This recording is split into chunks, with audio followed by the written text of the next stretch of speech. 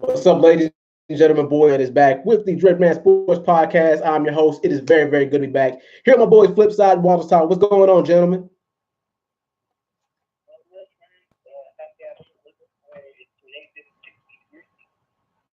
Yes, sir. Yeah, man. I mean, you're definitely in the coldest part of the country right now compared to the three of us. Oh yeah. I'm probably in about 30 degree weather. Flip, what's your thermometer reading? Yeah. What you at, man? I'm right now. Today. It was a high of 30 and a low of 11. But with the wind, we have a -5 wind chill. So yeah, that knocked it down by another 5 or 10 degrees. But yeah, I mean, I don't envy anybody who's in this, going through this cold front. I mean, because this is probably one of the most dangerous cold fronts that we've seen in the past, I don't know, few decades or so. So hopefully everybody stays warm and hopefully everybody stays safe out here. But yeah, but man, let's go ahead and talk about AFC NFC Championship weekend. Now there were there were call in each game. One, the no pass interference call in the Rams Saints game, and then there was the did Julian Edelman touch the ball or not call. Those were two very game defining calls. Now, as far as the whole no call with the pass interference in the Rams Saints game, I mean the thing is you can kind of dispute that. I mean, because here's the way pass interference works for people who have no idea about the pass interference rule in the NFL. How it works. One is that it's not pass interference until they're 5 to 10 yards outside of the line of scrimmage. And as you can tell, they're way outside of the line of scrimmage. Two, the ball has to actually be catchable by the wide receiver. Now, the thing is, you can argue. The thing is, it happened way outside the line of scrimmage. See, you can bump off on them. You can bump off, push off on them, and you can get a chance to get the ball, especially if they don't have their head turned. And like I said, the thing is, they were way outside the line of scrimmage, but you can argue the ball was catchable. And now as far as the whole Julian Edelman, did he touch it or did he not touch it? Now the thing is, from one angle, it looked like he didn't touch it, but thing is, from the other angle, from the left side, it looked like he touched it, but from the front, when you can see his palms, it looked like he didn't touch it. But then if you slow it down, it looks like that it literally grazed his fingertips, which counted as a touch. But of course, both teams had several opportunities to rectify those mistakes that were made. But I mean, yeah. But other than that, other than those no calls, I was really entertained by both teams. And I got the Rams game right, but I did not get the Chiefs. I didn't get the Chiefs Patriots games right. But yeah, Flip, what are your thoughts on both those games? Does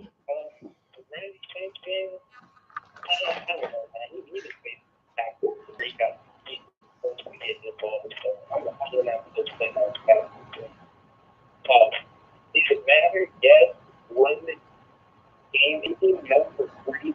I'm pretty sure Breeze was down in perfect. No, I think they got a field goal at that in that possession. Yeah.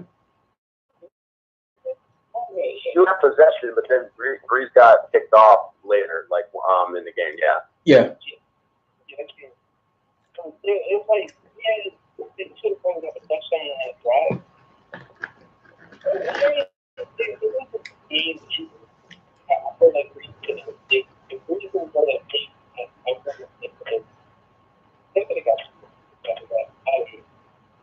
So yeah, it hurts, but they fans that are going crazy about it. The Edelman one touch, I didn't expect it. And I feel like the Chiefs made the same mistake they made in the last game anyway. Gave Brady way too much time, scored way too fast. Yeah. Yeah, it was I don't know, it was injuries. But yeah, like you were saying, both games were really entertaining. And probably controversial calls seem to be the thing to do in the NFL these days. But it is what it is. Yeah.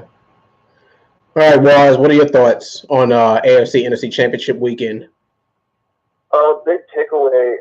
I don't care. I'm not as bad on the no call interference in the Saints game as I was on how terrible the play calling was leading to that by Sean Payton and the Saints. Oh yeah. When they had first and goal and they attempted to throw it on first down, like why not run the ball? Like you literally could have. They threw it twice. They stopped the clock twice. So the first play on the first and goal, and then on third down when they got that no call and pass interference. So they basically ran two dead plays where the Rams that didn't have to use timeout, and they stopped the clock. They could have ran the ball,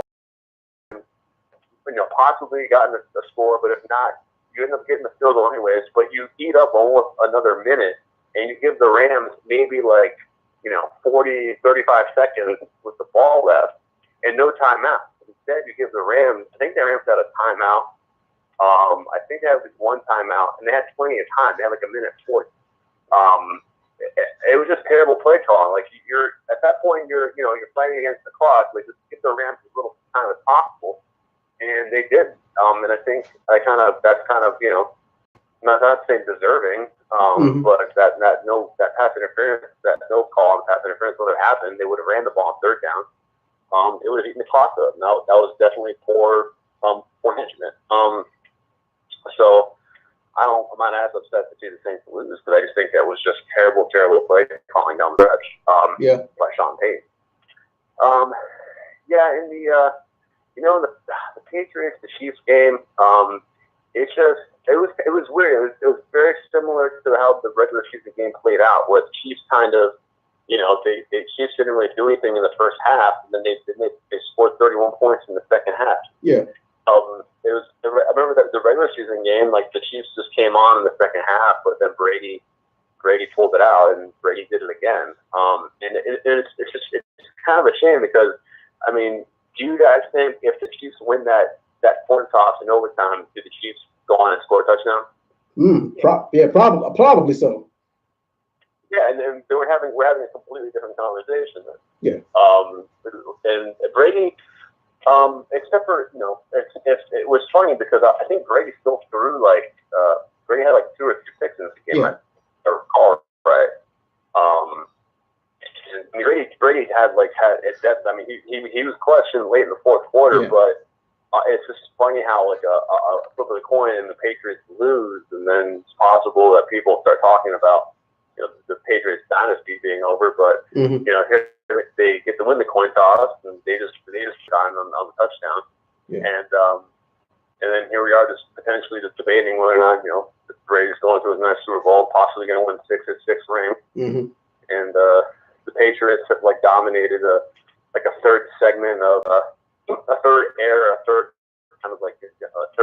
football. Yeah, from 2000 to now. Yep. Yeah, it really has since 2001. Yeah. They had 3 different periods where they were just dominating.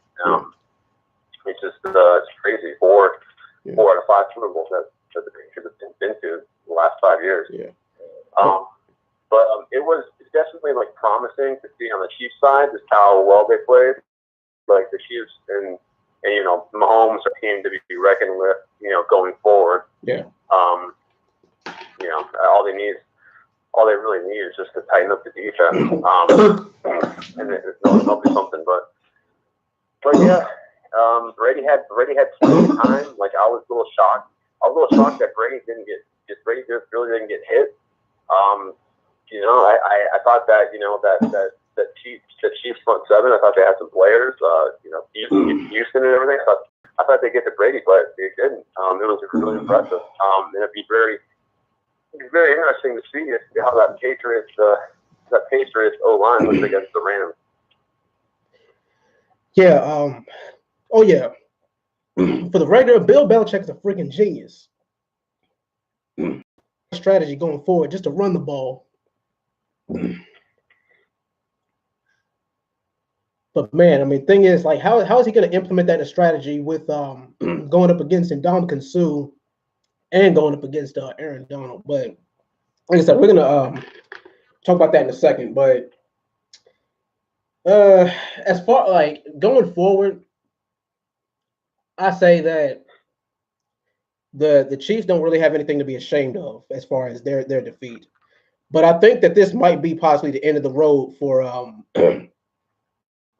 Close he got, I mean, so close but so far because he tasted bitter defeat in the divisional round last year, and now he tasted bitter defeat in the NFC Championship. The thing is the third time the charm? Does he go to the Super Bowl next year, or because he's got another year on his contract? But I think he's going to be 40 next year. But yeah, but man, yeah.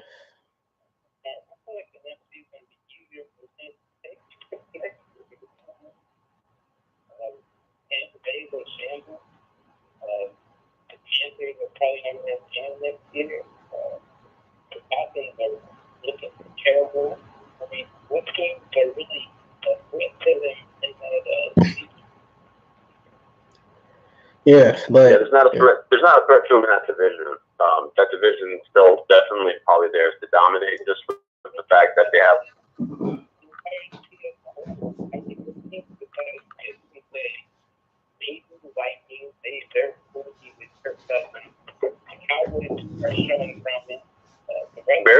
The Bears are up coming up. Oh yeah, the Bears are. Yeah, I feel like if they don't run into the Bears, they probably have a chance. I mean, we see that they can do the Rams the rest of the day. Yeah. I feel like anything that runs into the Bears could have problems, but Trubisky is still kind of like that up in the air. But yeah, dudes, I feel like it's the same story every year. Like there's NFC teams that can win, but as far as the AFC, there's only 3 or 4 teams who can actually win the big one. And in the NFC right now, I mean, in the AFC right now, of course, it's the Patriots. Of course, it's the Chiefs. It's the Steelers if they get their shit together and stop being such a damn soap opera. And let's see who else in the AFC who could possibly bring one home.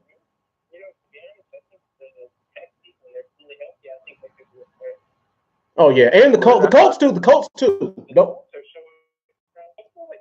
AFC is growing, man. Like last year, like we were saying, I think we had the debate last year about the AFC and NFC, which division conference was competitive. I feel like that the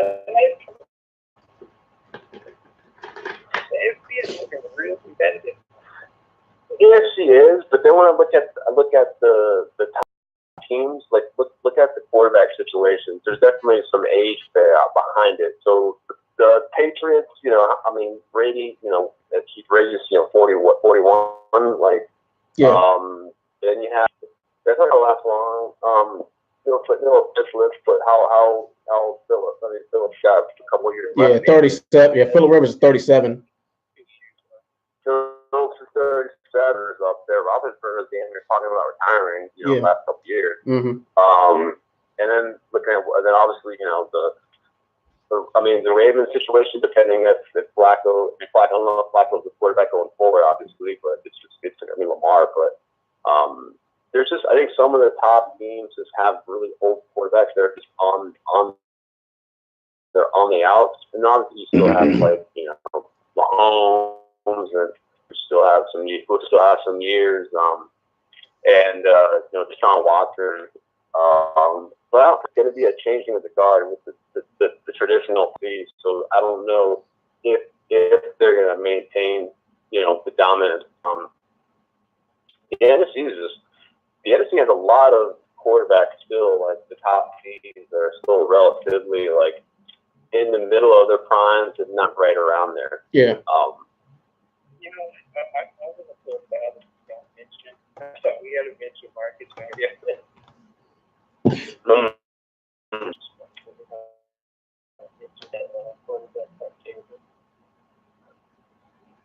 Yeah, yes and no. I'm still on the fence about Mariota. I mean, and the Titans in general. Obviously gonna have probably hopefully would be able to be better with the coach for the second year under his belt. Maybe they get some more weapons. Just I don't know. It's just the Titans just don't ever really stick with me. or two of those puzzle pieces. I mean, but the NFC, the Green Bay Packers, they just had a bad year. The Seattle Seahawks, I feel like they can be dangerous again in the next year or two. The Seahawks are always underrated. They're always dangerous. Like I said, you got the Bears. You got let's see, the whole. You could I mean, the entire NFC South. Well, maybe with the exception of the Bucks, but yeah, the entire NFC South is dangerous. So yeah, like I said, you got about 10 or 12 teams who are Super Bowl contenders in the NFC. You know, no, I'm not big one because you have a slew of young quarterbacks in the AFC. You got Deshaun Watson. I'm giving Lamar Jackson a pass. He's a threat. And I feel like this offseason he's going to improve. You got Andrew Luck. You got Marcus Mariota. I'm just going to throw him in there. You got Baker Mayfield. We were sleeping on the Browns. Oh yeah.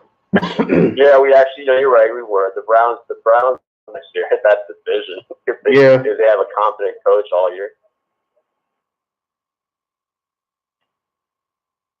Yeah, I feel like the AFC has problems. It's not as bad as it was before the year.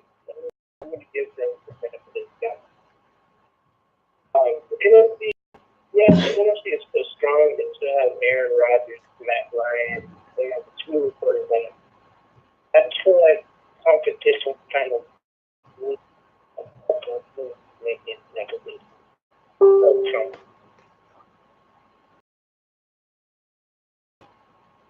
Yeah, going forward should be it should be very interesting. Yeah, I can't wait to do our little segment of keep them or cut them when we break down like free agent contracts, who's going where next year, and who certain teams should keep and who they should cut. But yeah, anyway, fellas, let's get to the main event. Let's talk about it. Super Bowl 53. We got the New England Patriots. Now we both know what teams can what they can do. Sean McVay is gonna match wits with Bill Belichick. Like I said, Bill Belichick's a freaking genius. It seems like he can dissect the team's best weapon and then take it away from him. Sean McVay, he plays aggressive. He plays fearless. A lot of people criticize the fact that he doesn't know how to play defense, but the thing is, the defensive side of the ball is, I mean, the thing is, they're like the defensive coordinator. I feel like he has enough knowledge on that side of the ball to make any offense run for their life. Quarterback comparisons: Jared Goff and Tom Brady. Of course, Tom Brady, he's a vet. He's certified first ballot Hall of Famer. Jared Goff, he's a rookie. Well, he's not really a rookie, but he's still kind of new in the field. But the thing is, kid's got talent. He's got a hell of an arm, and he's got the weapons to make some noise. Now, I feel like Jared Goff has the better weapons, but I feel like Brady is the better QB. Now, defense. The Patriots' defense has been lackluster. I mean, this season they haven't really been that fearsome. They haven't really been that good at stopping the run.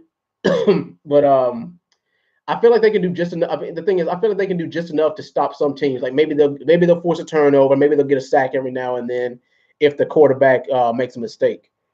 But man, the secondary. I mean, the secondary for the Rams. I mean, they could be a problem. But boy, oh boy, for the Rams, the thing is they make any quarterback start shaking in their boots.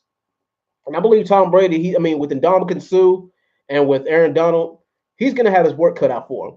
And the thing is, the Chiefs defense had Tom Brady on his heels. So the Chiefs defense isn't as good as the Rams defense, at least in my opinion. So you can only imagine what the Rams are going to do. But the thing is, there's holes in that secondary that Tom Brady can exploit, and they made that running game very, very apparent. Like I said, Bill Belichick did the right thing with having a mostly ground game, a ground and pound type of game.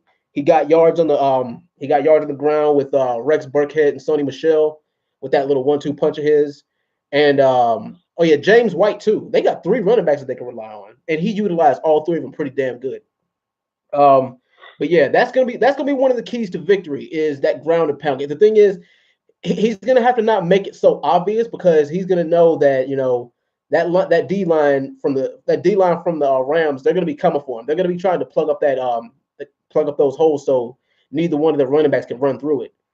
I believe that Tom Brady is gonna have to call little screens. He's gonna have to do little short slant passes and break them down to stop them from rushing him and to have them play zone because Tom Brady, we all know him for picking apart zone defenses.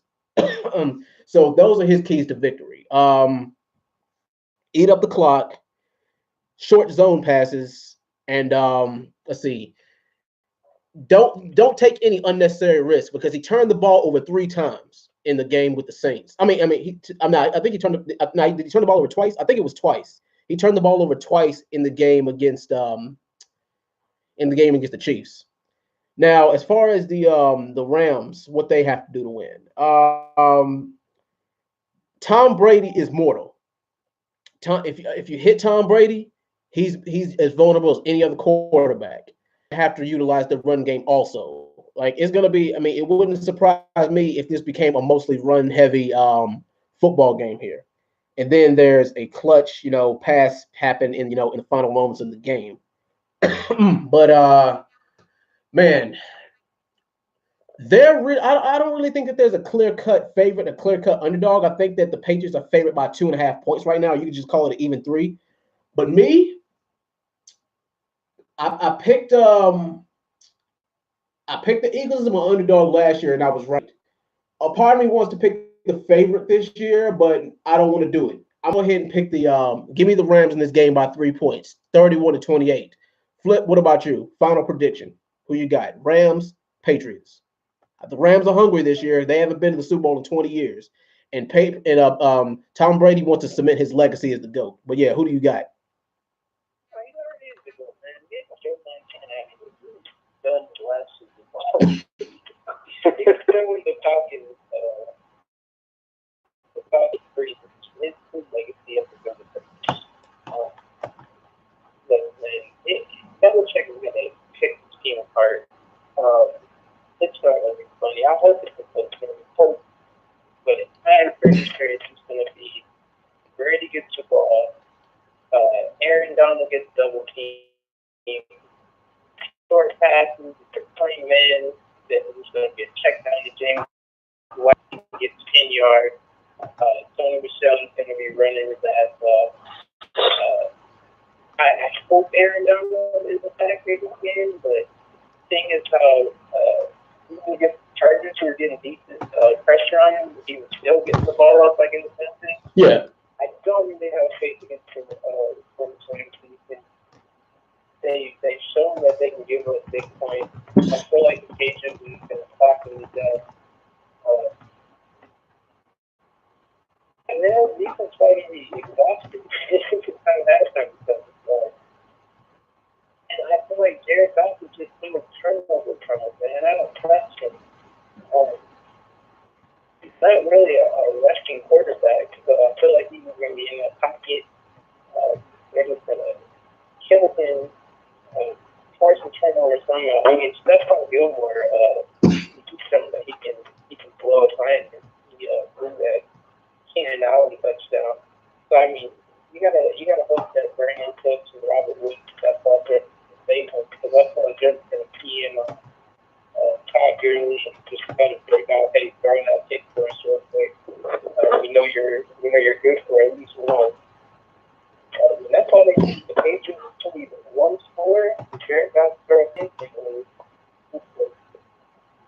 go down the field all turn possession up like they usually do and Tampa. And I think that's what's going to happen. I feel like the Rams defense is going to get tired real quick. It's going to be third quarter and then it's going to be exhausted. Brady's going to have all the time in the world in that pocket. Jared Goff is going to be throwing from behind. They're probably going to, and hopefully they don't, but they'll probably move away from Todd Gurley and the running game, try to throw their way back into the game, and it's going to be a terrible situation. That's bold, but thing is, I don't doubt it. I mean, the thing is, it's a Super Bowl. Nothing surprises me anymore. But yeah, Waz, who you got? Rams, Patriots. So go ahead and get a point you want to pick. I'm hoping it's a good game, but that's what I'm thinking. I think it's going to be still a close game. Like these last two playoff games have all been pretty exciting. So I just feel like we're just due for culminating. Like both NFC and AFC championship games went to overtime. So I just feel like the Super Bowl by default it has this big build up, and as Redman pointed out, it is like the anniversary of Tom Brady,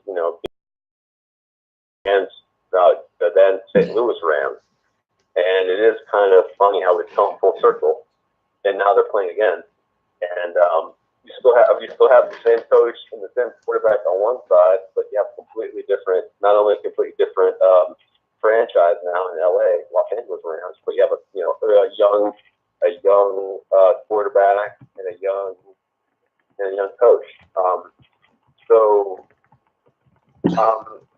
When I look at this team, I give obviously certain edges to the Patriots, but I mean, just personnel and talent wise, the Rams are so stacked. And granted, the Patriots have always somehow like a lot of their victories and wins in Super Bowls. The Patriots were always kind of, from a talent perspective, were kind of perceived underdogs. I felt. Yeah. They don't have the glorified, top tier receivers or like the big name running backs. Moss or something like that they used to have. Right. Yeah. But just in general, just in the historical, Brady was throwing touchdowns to like Deion Branch and Troy Brown. I mean, yeah. And just like, and they never had like, obviously they had had a period of time when they had marquee guys on defense, but this defense is not good. They gave up 31 in a half just in the previous game, and now they're facing another formidable offense with potentially even a more kind of like offensive mind in today. So it's very easy to look and lean on the Rams just from a talent perspective because they have the talent personnel to kind of go in and not stick to his own, I think. And Brady, as much time as he has back there in the pocket, his receivers still aren't getting open. A lot of these games, he's having to throw coverage in the game. I can't remember which game it was. My mind's going blank here, but one of the recent games that they needed a victory in, they were relying on Gronk, and it was again crucial plays. I mean, I don't know how well Gronk is going to be in this game. Gronk hasn't really been spectacular at all this season, and Gronk was kind of always the big weapon that you could rely on, especially in the red zone. I think the keys to this basically is relies on two factors. Both is Jared Goff going to get shaky? Is he going to look shaky for at least a quarter or two? Or is he going to play like he's got nothing to lose and going to play with just play loose and actually go out there and just swing it and not make the cost turnover? Yeah. And then the second thing, which we haven't really touched on, was just the absence of Todd Gurley. Oh yeah. He was absent in that game. It's remarkable because this is a guy who got a big deal in the offseason. He's arguably probably the best offensive weapon in football. And he got like five carries, I think, in that game. And he didn't seem like it was a health issue. He just seemed like he got benched, and C.J. Anderson was taking over. Now C.J. Anderson hasn't looked good in his role, but it's the Super Bowl. I mean, this year I'm not going to rely on C.J. Anderson. I'm going to rely on Todd Gurley in the Super Bowl. So I don't know if it's a health thing. I don't know if there's something else going on. the other factor, the thing that's going to be key, whether it's a Rams victory or not, is just how it is the performance of Todd Gurley.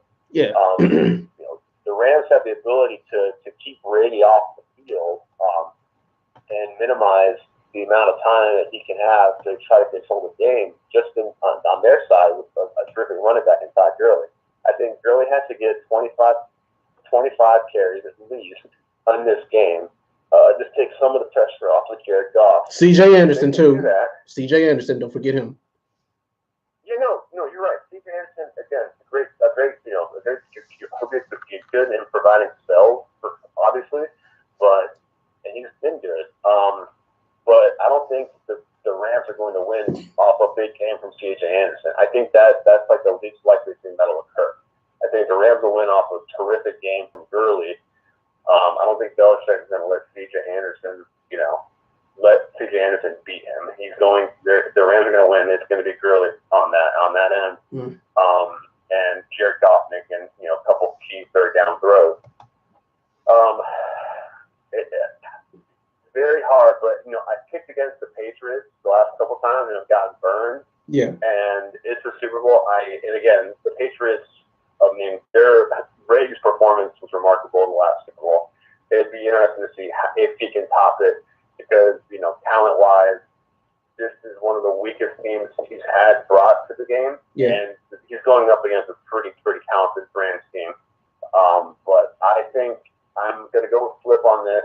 I think the Patriots are going to win. I don't think it's going to be a blowout. I don't think the Patriots, granted the experience and everything on their side, I just don't think the personnel is there for the Patriots to run it up. I think the Patriots win this game, but it's a close one. I'm going to say the Patriots win this 27-23. All right. I can see that. But yeah, fellas, even though we've been on here a half hour now, but yeah, you fellas got any more thoughts before we sign out tonight?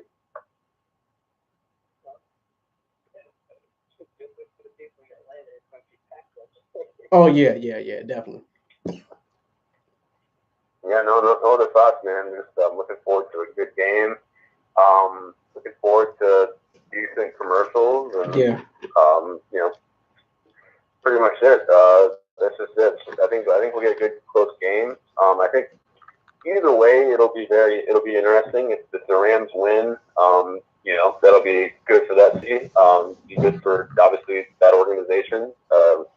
Jared Goff being a young quarterback, and that whole team kind of getting that. And if the Patriots win again, then it gives everyone a reason to root against them, and everyone likes a common enemy going into a new season. Yeah. And this might actually, a lot of people feel like that Tom Brady's GOAT status is already cemented, but this pretty much will drive the nail in the coffin. And I think that like the icing on the cake. Yeah, this might be just put the ice on the cake. But I think I really do think if he wins the 6th championship, then he might actually retire. A lot of people say that Jerry Rice is the Michael Jordan of the NBA, of the NFL. But you might, the thing is, you could say the same thing about Tom Brady if he gets the 6th, if he does get that 6th championship ring. But I'm hoping for a good game too, just not a blowout. But like I said, maybe this. The thing is, I think I'm giving it to the Rams based on talent and the fact that they haven't seen a Super Bowl in 2 decades. The fact that they're hungrier. The thing is, this might be just another day at the office for Brady and Belichick. But Sean McVay, who's the league's youngest coach right now, and they have, with all the talent they got, I feel like that the Rams are going to pull it off just because they're hungry. It's like, okay, this is our first time here, and it might very well be our last. So let's play this like it's the last game we're going to play. But yeah, those are pretty much my thoughts on that. But yeah, that's pretty much all I had to say tonight, gentlemen. Thank you guys for watching, and we'll be back next week to review the Super Bowl and to give our off-season thoughts about going the next year. Walzertov, thank you, gentlemen. I really do appreciate you guys helping me host the show. There'd be no show without you guys, so thank you. No problem, good man. Thanks for having us as always. All right, good night, guys. Signing out. Peace.